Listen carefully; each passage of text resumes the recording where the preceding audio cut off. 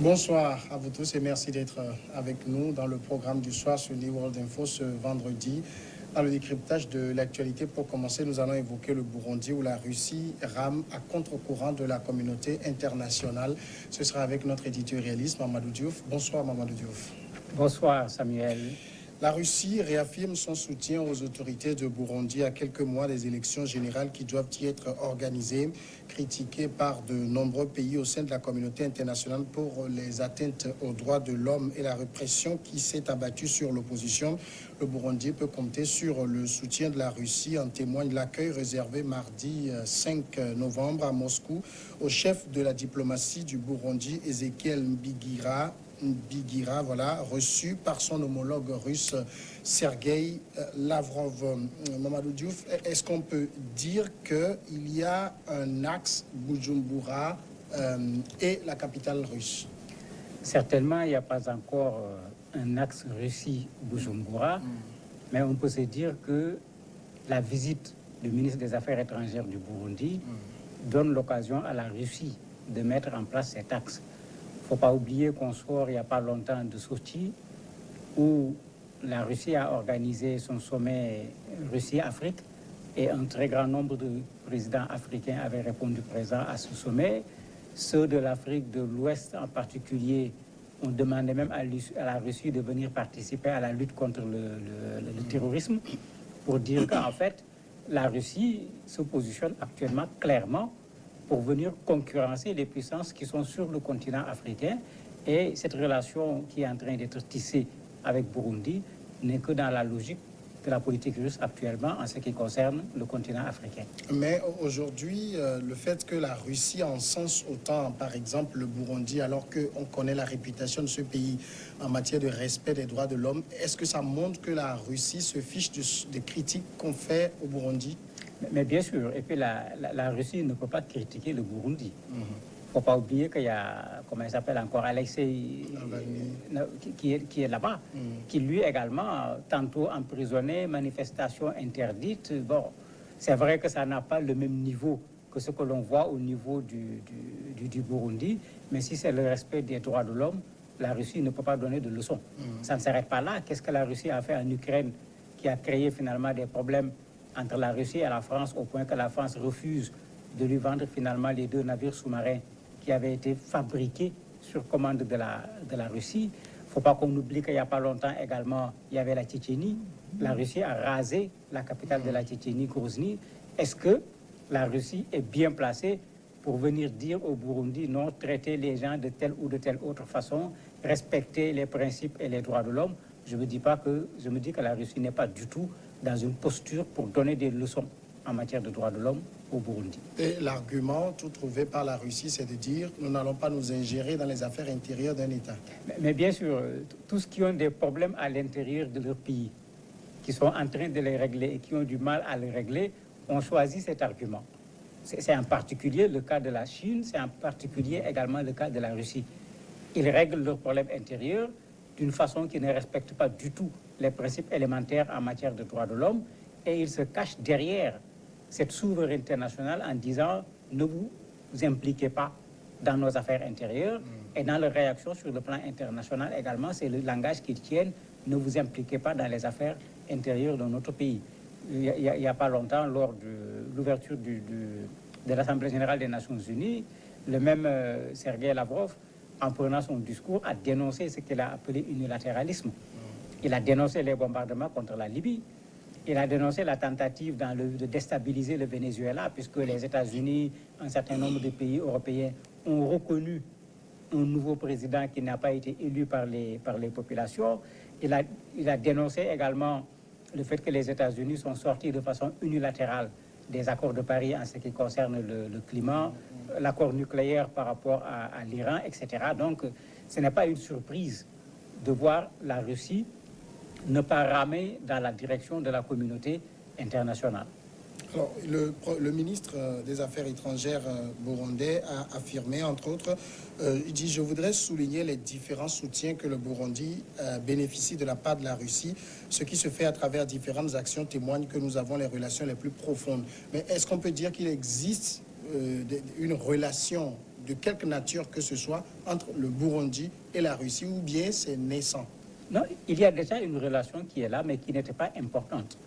Puisqu'il ne faut pas oublier qu'à Sochi, quand on faisait le point, la Russie, c'était pratiquement 20 milliards de dollars sur tout le continent africain. Donc ce n'est pas encore quelque chose de consistant. Mais les Russes sont en train de venir. Il ne faut pas qu'on oublie qu'ils sont à Centrafrique. Et ce n'est pas seulement au niveau de l'Afrique. Regardez ce qu'ils ont fait au niveau de la Syrie.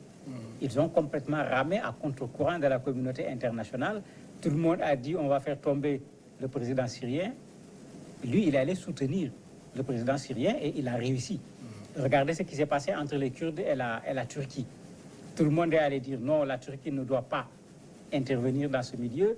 C'est lui qui est allé trouver la solution entre la Turquie et les Kurdes en demandant aux Kurdes de quitter le territoire et de laisser les Turcs installer leur espace de sécurité, comme ils l'appellent. C'est pour dire que ce n'est pas à l'échelle africaine, à l'échelle internationale aujourd'hui, il y a une affirmation de la puissance russe.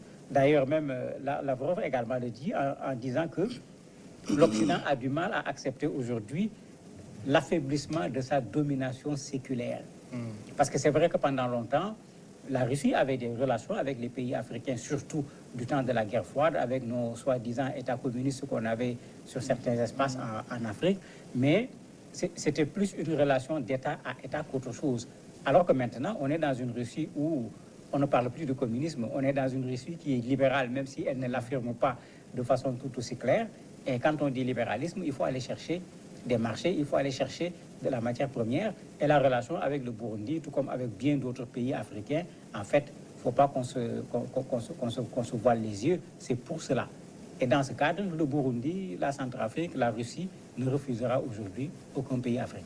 Et pour le Burundi, c'est une manière aussi de contourner son isolement? Mais bien sûr, c'est une manne à la limite pour le Burundi, puisque tous les pays africains alentours qui sont ses premiers contacts ont tous condamné le président burundais. À l'échelle internationale, on n'entend plus parler de ce président, même s'il a dit qu'il ne va pas se représenter aux prochaines élections, puisque les gens proposent des sanctions, etc. Mais c'est vraiment une bouffée d'oxygène à l'échelle internationale que de pouvoir aller en Russie, d'être reçu comme il a été reçu, et d'avoir ce soutien très fort du ministre russe des Affaires étrangères, qui non seulement réaffirme le soutien de la Russie au Burundi, mais dégage d'un revers de la main les questions de droits de l'homme que l'on reproche actuellement à ce pays. Mais on sait en même temps que au niveau des relations avec la Russie, l'Afrique, vous l'avez rappelé tantôt, par le passé avait déjà eu un certain nombre de relations avec les pays communistes. On sait comment ça a fini, même si aujourd'hui il y a un petit changement dans, comment on peut dire, dans l'idéologie des Russes, ça reste quand même que c'est déjà expérimenté. Tout à fait, c'est du déjà expérimenté. À l'époque, il y avait l'aspect idéologique, il y avait la guerre froide. Les deux ont disparu avec la chute du mur de Berlin pratiquement. Et cela a fait que du coup, les relations avec la Russie avaient chuté, puisque c'était plutôt fondé sur cette doctrine, c'était plutôt basé sur la guerre froide. Il y avait des problèmes pour pouvoir continuer. Aujourd'hui, il y a une autre Russie avec Poutine qui est en train de vouloir donner une autre dimension à la diplomatie russe, qui est en train de renouer avec l'Afrique de façon générale, non plus sur le plan de la doctrine, non plus sur le plan de la guerre froide seulement, mais en tenant compte du fait que l'Afrique est le continent de l'avenir. Et si la Russie veut compter dans l'avenir, la Russie a besoin d'être en relation avec le continent africain, tout comme les autres le font. Il y a Israël qui est là, qui tape à la porte, qui ne réussit pas encore à organiser son sommet Israël-Afrique. La Chine est là, le Japon est là, les États-Unis sont là, la Turquie, même certains pays africains comme l'Égypte sont en train de s'approcher de la partie sud de l'Afrique, etc. En fait, la Russie est dans cette même logique. Les potentialités qui sont dans ce continent, ils sont là pour pouvoir également en profiter et ne pas laisser ces potentialités avec les puissances occidentales seulement. Mais en matière de richesse de sous-sol, le Burundi n'a pas grand-chose à revendre. Tout à fait, mais on est dans de la géopolitique. La Russie est en train de conquérir le continent africain.